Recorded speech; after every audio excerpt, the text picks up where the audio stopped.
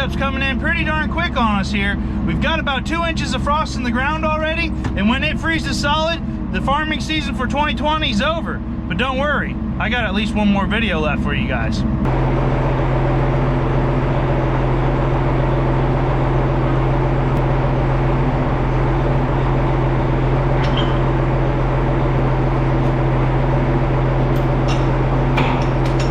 And you guys actually haven't seen one of these videos on this channel because we actually don't use this tool all that much.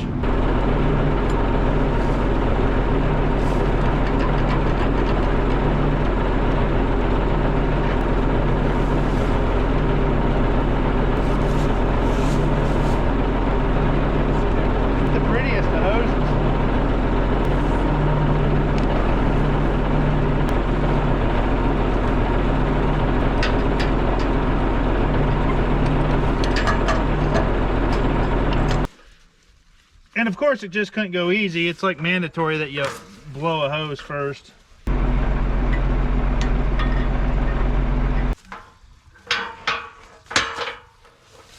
Need your hands.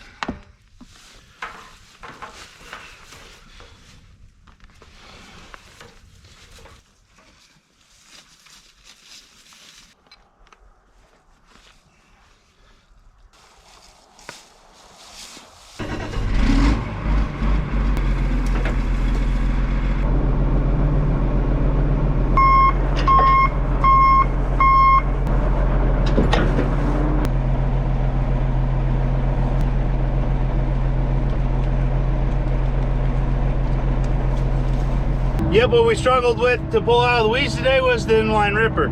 We're gonna go rip some of the flats over at Wayne's, or my place, I call it Wayne's, to try and get the ground a little less compacted for next year, especially where we did some tiling work and where we run the grain cart. Those areas are really compacted up. We're gonna stay off of the hills to prevent erosion, see if this can do any good. This is gonna be fun. We're gonna see what this girl's got. This thing pulls kind of hard. See if she'll bark even. Probably won't even know it's back there.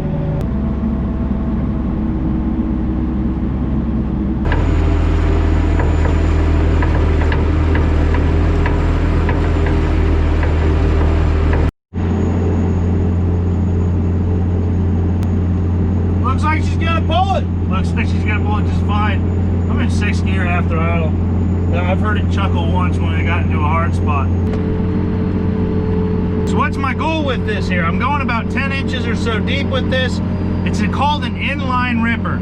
So it's really not supposed to disturb that much soil. We'll get out, you'll see it, it's actually disturbing quite a bit. But that's because there's frost in the ground. Gotta drop my implement real quick.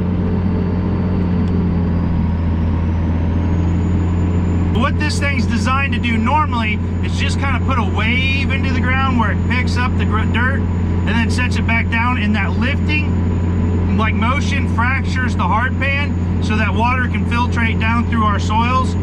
That's what it's supposed to be doing. It's doing a lot more disturbance on the top, but like I said, that's because of the frost.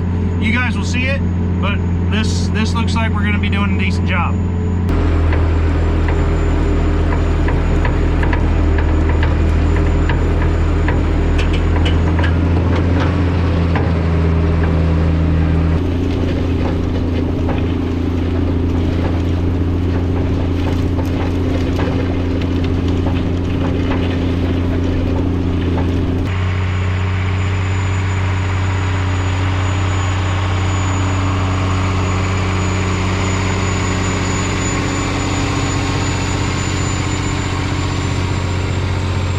So here's where you guys can see what it's doing.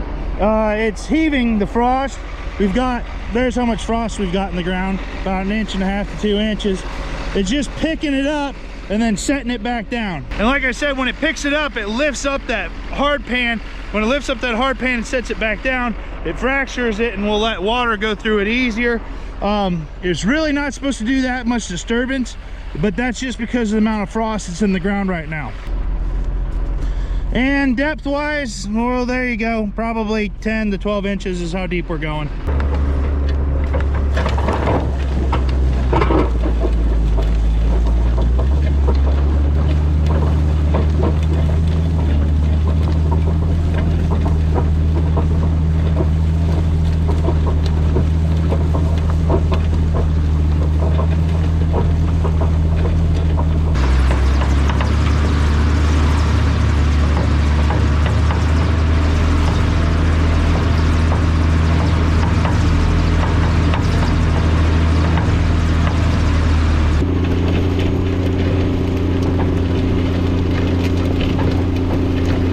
So with this, I'm just trying to rip the flats.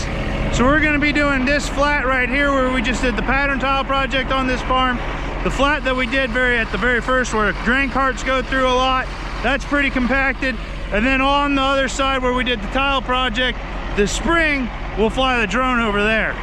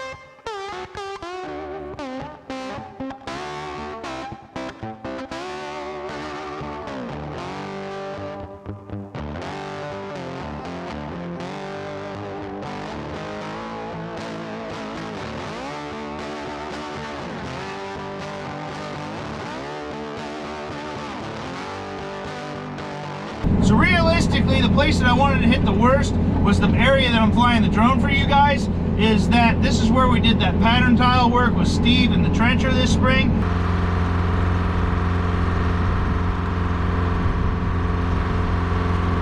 We put in like 3,000 feet. It was wet, it was really wet when we were doing this. And so we had some compaction issues here. Hopefully this helps out a little bit and helps this this pattern work that we did this spring get to work a little bit better. Back to the drone.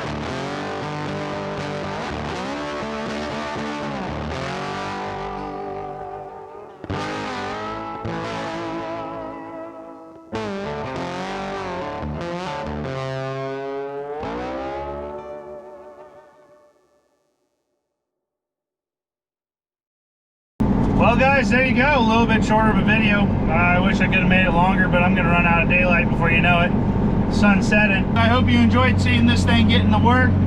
It's kind of fun for me to try and see how this thing's gonna perform. It's impressing me so far. So thanks for hanging out with us down here in the good old Southern IA.